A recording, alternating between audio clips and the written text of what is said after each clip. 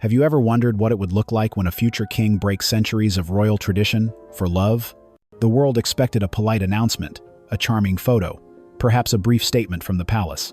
What no one expected was for Prince William to break one of the oldest unwritten rules of the monarchy openly, defiantly, and with a determination that stunned even those closest to him. Tonight, Kensington Palace has finally confirmed the rumor that has electrified the internet for weeks.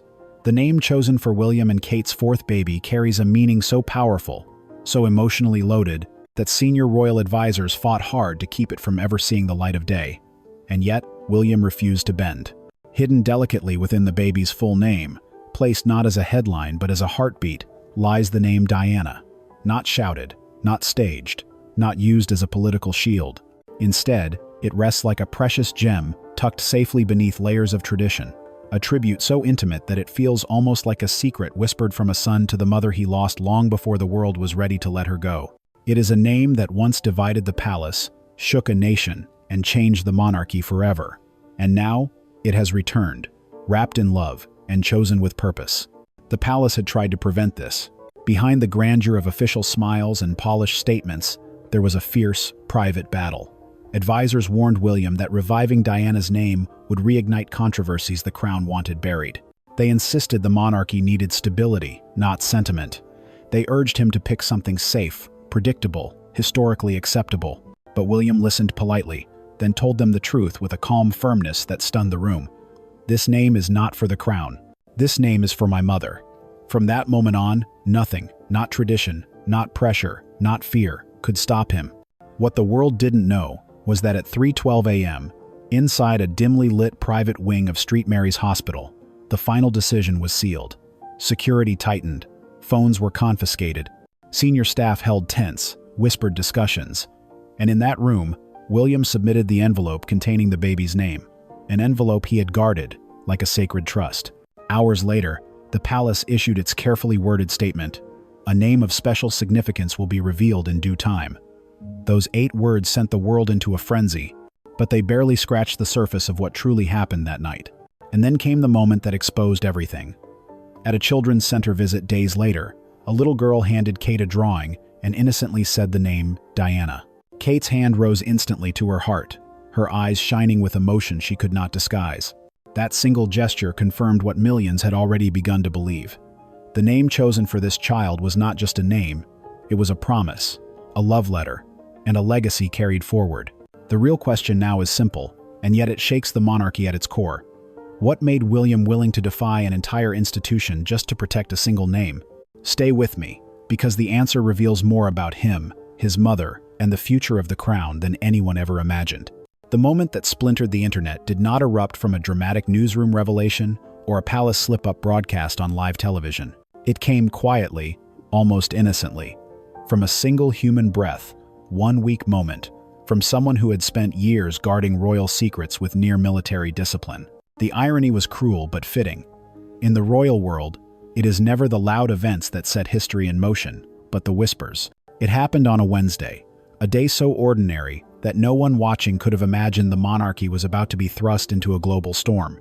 The journalist involved wasn't seeking scandal. They weren't chasing leads or pressing for clues. They were simply engaging in small talk, the kind of casual exchange that usually evaporates the moment it's spoken. But the palace insider they were speaking to had been living under weeks of mounting pressure that hung in the air like unspent electricity. And when the journalist mentioned Kate's recent glow, the insider exhaled a truth that escaped before they could catch it. It's because the name they've chosen carries a significance the world isn't ready for. Those words hung in the air like a dropped match in a field of dry grass. The insider immediately knew what they had done, but there was no pulling the sentence back. The journalist understood instantly. Royal language never uses the word significance lightly. It means history. It means symbolism. It means controversy. It means danger. Within minutes, the journalist had stepped outside, heart pounding, dialing a colleague with a shaky whisper. Within an hour, 2 newsrooms were quietly comparing notes. By afternoon, a digital tremor had started subtle, curious, electric. And by nightfall, the internet had erupted into a frenzy so vast and immediate, it felt like the entire world had taken a collective gasp. Hashtags bloomed like wildfire. Comment sections became battlegrounds. Social feeds flooded with every royal watcher, casual fan, historian, an armchair analyst, offering theories each more confident than the last. And though dozens of names were tossed into the storm, one rose above the rest with the force of a tidal wave: Diana. That single name carried a weight no other could. People didn't just remember Diana, they felt her. She lived in old news clips, in grainy footage of her hugging the sick and lonely, in photographs where her smile radiated warmth that modern royalty rarely dared to show. The world had mourned her together, grieved together, and carried her memory like a scar that had never quite healed. The idea that William might honor his mother by giving her name to his newborn child lit something almost primal in millions of people: hope, longing, closure. The debates that followed were fierce. Some insisted the monarchy needed stability, not sentiment, that invoking Diana's name would bring back ghosts the crown had spent decades trying to quietly bury. They argued the choice would overshadow the child, trapping her in a legacy too heavy for anyone to carry. But others saw the possibility as a moment of profound healing, William reaching back into the past to bring his mother forward into his future. The emotional current was overwhelming. Diana was no longer a theory. She had become the heartbeat of the global conversation. And through it all, the palace remained absolutely silent. No statements, no denials, no clarifications, nothing but a cold, immovable wall of royal discipline. That silence became oxygen. Speculation transformed into certainty. Certainty hardened into expectation. By the end of the second day, more than 100 million people had consumed content connected to the leak. News anchors were speaking her name with reverence again. Headlines blazed in every language. The world wasn't simply wondering about the name anymore. It was holding its breath, waiting to see whether the future king would dare to do what many believed the monarchy feared most. Would he actually name his daughter after Diana? The internet had already made up its mind. Now it was waiting, hungry, trembling, united in curiosity for William to prove it right. The night it happened did not feel like a night at all. It felt like the world had slipped into a strange, suspended hush, a pause between heartbeats, a silence thick enough to touch. London, usually humming with late-evening traffic and chatter, seemed to draw a long breath and hold it. Streetlights cast amber pools on the wet pavement, but beyond them, the city was unsettlingly still, as though it sensed something monumental moving beneath the surface. At St. Mary's Hospital, the stillness was even sharper. The building, familiar to the world as the birthplace of royal heirs, stood like a shadowed sentinel under the cold sky. Its windows glowed faintly, but the usual bustle was absent. Only a few silhouettes moved inside, purposeful and controlled. Just after midnight, a lone black car emerged like a whisper, its headlights slicing through the darkness. It glided past the main entrance, the one decorated with memories of cheering crowds, and instead approached a private access point rarely used, hidden behind layers of reinforced security. The moment the vehicle stopped, two figures stepped out. Their movements were swift, deliberate. William's tall frame appeared first, rigid with tension. In the dim light, his face looked carved from stone, composed, but shadowed by something deeper than worry. Then came Kate, her hand tucked briefly into his arm before she disappeared inside the building through a sealed side door. No cameras caught the moment clearly, only vague outlines, barely discernible. But even that was enough to ignite whispers among the few photographers who had instinctively gathered nearby. To them, this was no ordinary visit. Royals did not travel under this level of stealth unless the stakes were unthinkably high.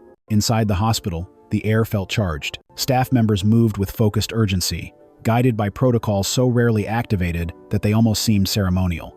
Hallways that usually echoed with late-night quiet now thrummed with low, hurried instructions. Behind every closed door was a carefully coordinated effort, a silent dance of secrecy that only the monarchy's most trusted allies were allowed to witness. Kate was moved into a private suite, and though nothing alarming occurred within those walls, the gravity of the moment settled heavily on William. He stood at her side as doctors performed routine checks, but routine meant something entirely different when the future of the monarchy rested on a single heartbeat. He held Kate's hand, his thumb brushing slow circles against her skin, but his eyes told a different story, a storm of memories, fears, and fierce determination, swirling beneath that normally unshakable exterior. Outside, the night thickened. The wind picked up and rattled loose signs, the only sound in the otherwise frozen street. A handful of reporters crouched against the cold, whispering into phones, their breaths forming pale clouds. They had no confirmation, no official statement, only instinct and tension tying them to the pavement. One veteran photographer later said, "It felt as though the city itself was listening, waiting for a sign, terrified to exhale." Hours crawled by in agonizing increments.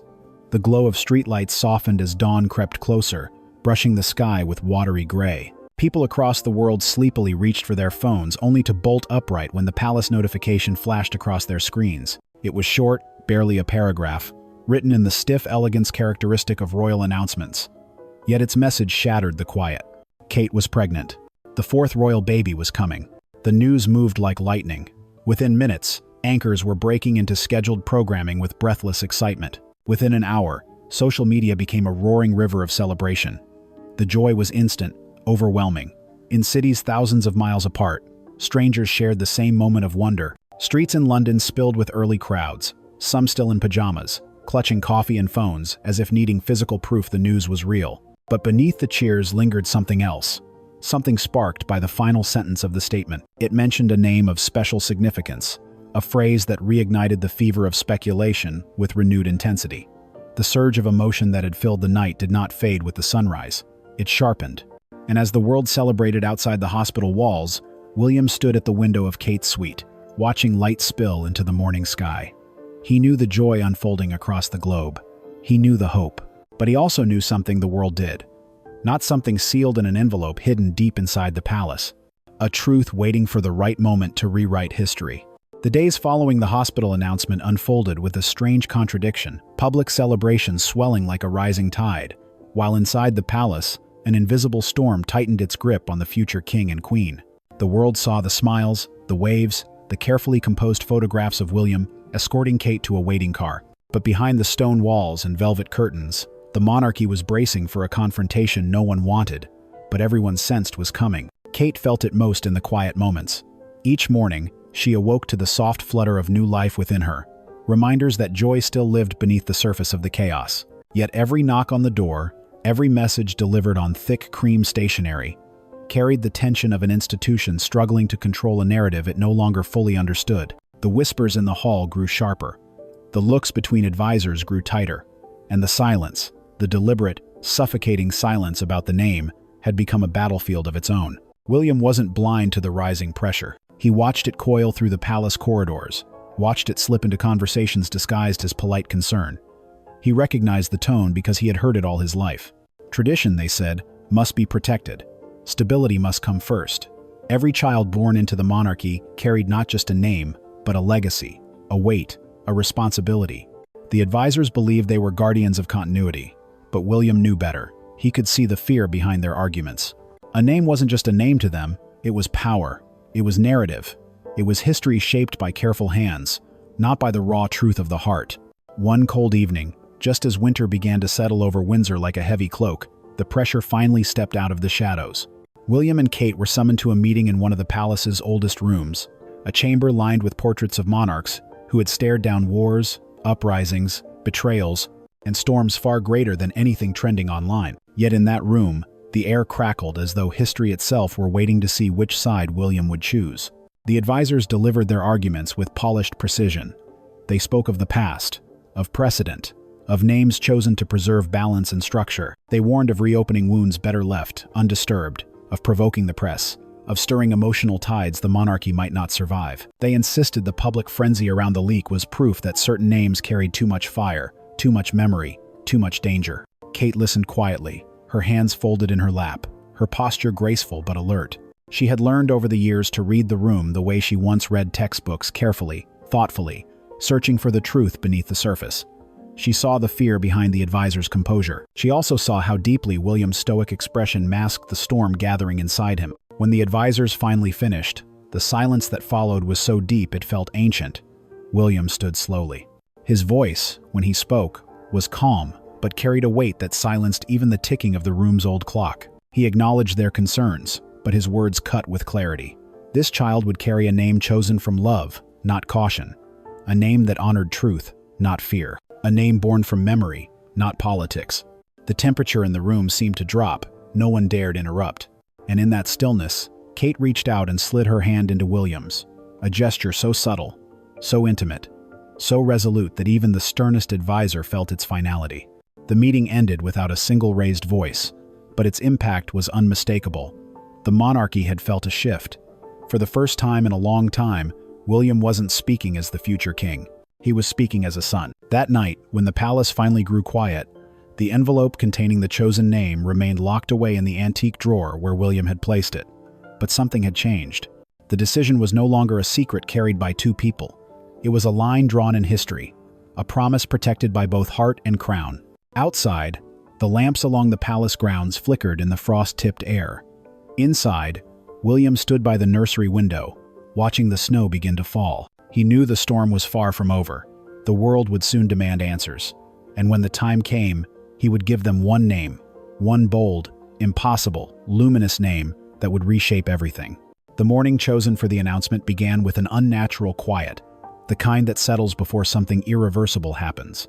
Even the sky above Kensington Palace looked expectant, washed in a pale silver light that made the stone walls seem colder, more ancient, as if they too were holding their breath. Inside, the palace stirred with preparations that felt ceremonial but tense, every step rehearsed yet fragile. Staff members moved briskly, carrying folders, checking microphones, whispering into earpieces. Yet beneath all that polished efficiency lingered an unspoken truth. Today was no ordinary royal address. Today, the monarchy would reveal a name already pulsing through millions of hearts around the world. In their private sitting room, William adjusted his cufflinks with hands steadier than he felt. The mirror did not show nerves on his face, but something deeper, a man preparing to stand at the threshold between duty and devotion. Kate watched him from the sofa, one hand resting on her growing belly. She had slept poorly, not from fear, but from the weight of knowing what this day meant. It wasn't just a name, it was a declaration, a bridge between past and future, a promise sealed beneath the surface of royal restraint. When William finally met her eyes, she saw both the boy shaped by grief and the king shaped by resolve. She rose and smoothed the front of her gown, her calm presence steadying the storm around him. The palace corridors felt longer than usual as they walked toward the exit, each step echoing against marble floors that had witnessed centuries of decisions both triumphant and catastrophic. Portraits of monarchs lined the path, eyes painted long ago, now gazing silently at the modern heirs passing beneath them. Some had ruled through war, others through crisis. All had faced moments where the crown demanded more than the heart wished to give. But William felt something different as he walked. It wasn't the weight of expectation, it was the weight of truth, and he carried it willingly. Outside, the crowd stretched beyond the gates, pressed together in a vibrating sea of anticipation. Flags fluttered, hands clutched homemade signs. Phones were already raised high like tiny lanterns capturing every second. The murmurs swelled into a tidal hum as the palace doors opened, and William and Kate stepped into the light. The cameras snapped instantly, thousands of shutters clicking like falling rain. William felt Kate's hand slip gently into his, her fingers warm, grounding him. Together, they walked toward the podium. The air tasted like cold metal, sharp with suspense. For a heartbeat, everything stilled: the press, the fans, the world watching through millions of screens, until William began to speak. His voice was steady, but tender in a way that caught the crowd off guard. He spoke of gratitude, of family, of the overwhelming joy that came with preparing to welcome their fourth child. But beneath the smooth elegance of his words lay a tremor of truth. He spoke not only as a future king, but as a son. When he mentioned the invisible threads of memory that shape all families, a ripple passed through the crowd, subtle but unmistakable. People leaned forward, sensing the shift. The air thickened with anticipation. Then he stepped back. Kate moved forward. For an instant, she looked impossibly small against the vast sea of people. But then she lifted her chin, and the fragility transformed into radiance. Her voice, when it came, flowed clear and soft, carrying that rare ability to pierce the noise without force. She spoke of love, of honoring those who came before, of healing that stretched beyond a single family and into a nation still bound by old wounds. And then she said the name. A breath, a tremble, a spark. The name rang out over the courtyard, drifting through microphones and across continents. But it was the middle name that broke the world open: Diana, woven quietly into the sequence, not demanding attention, but glowing beneath it like a hidden jewel, a whisper of legacy, a promise kept, a mother remembered. For a moment, no one moved. Silence fell with the weight of an avalanche. Then sound erupted, a roar that rolled across the palace grounds like thunder. Tears blurred lenses. Reporters lowered cameras to wipe their faces. Strangers clung to one another. It wasn't applause, it was catharsis. Inside the palace, an advisor watching from behind a curtain closed their eyes, realizing the crown had just changed. Tradition had not broken, it had yielded, softened, breathed. William and Kate stood hand in hand, absorbing the tidal wave of emotion before stepping back toward the great doors. The announcement was done. The world had its answer. And the monarchy, for the first time in a long time, felt alive again. Human, hurting, healing, hopeful. A name had done what speeches and ceremonies never could. It had united the kingdom in a single heartbeat. Night fell over London with a softness that felt almost unreal, as if the city itself were exhausted from everything it had witnessed. The palace, which only hours earlier had been vibrating with noise and emotion, now seemed to sink into a rare and fragile stillness. Lights glowed faintly through tall windows, silhouettes drifted behind curtains, and somewhere deep inside the old wings of Kensington, a clock chimed with slow, steady breaths. The kingdom, for the first time in a long while, felt as though it had finally exhaled. William and Kate returned to their private quarters long after the crowds had dispersed, long after the cameras had been lowered, and the news anchors had spoken their final words of the day. The corridors they walked through were almost dark, the staff careful not to intrude on this moment of quiet after the storm. Their footsteps echoed softly, accompanied only by the low hum of distant heating vents and the fading adrenaline pulsing beneath their skin. Inside their sitting room, the fire had been lit. It crackled gently, painting the walls in gold and shadow. Kate sank onto the sofa, letting her shoulders drop for the first time that day, while William stood for a moment at the window. Outside, snow had begun to fall again, light and hesitant, dusting the palace gardens in white. For a long while, neither spoke. The silence wasn't heavy. It wasn't tired. It was beautiful, earned, sacred, necessary. When Kate finally broke it, her voice was barely above a whisper. She said she hadn't expected the reaction to be so overwhelming, that the roar of the crowd had felt like a wave crashing straight through her chest. She said she hadn't realized how much people were still carrying, how much they needed that moment of remembrance. William didn't turn from the window at first. He simply nodded, his reflection looking back at him, with eyes older than the rest of his face. He knew exactly what she meant. After a moment, he crossed the room and sat beside her. She leaned her head against his shoulder, and he wrapped an arm around her in a gesture that felt both intimate and monumental. He admitted that saying the name out loud had felt like lighting a candle in a room he'd kept locked for too many years. He told her that hearing Diana's name, spoken with warmth without controversy, without sorrow, had softened something inside him he hadn't realized was still hard. Kate shifted slightly, resting her hand over his. She told him that today had healed more than the monarchy. It had healed him, and perhaps, in its own way, it had healed the country too. William let out a slow breath. He didn't disagree. Minutes passed like this, stretched between firelight and snowfall, until the emotions of the day began to dissolve into something gentler, quieter. William rose eventually and moved toward the nursery, the room where their new child would soon sleep. Kate followed him, her steps soft on the carpet. When they stood in the threshold, looking into the dimly lit space, something unspoken passed between them. A promise, a hope, a future. William reached for the tiny blanket folded neatly on the rocking chair. His thumb brushed the soft fabric as though it were made of glass. He whispered that Diana would have loved all of this. Kate stepped closer, laying her hand against his back, and said she believed she already did. Outside, the snow thickened, falling in slow, dreamy spirals.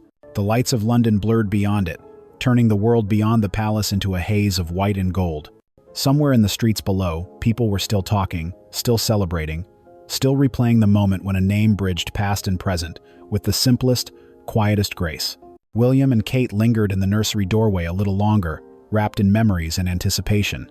The kingdom slept, the future waited, and for the first time in a long while, love, not duty, not protocol, not fear, felt like the force guiding the crown.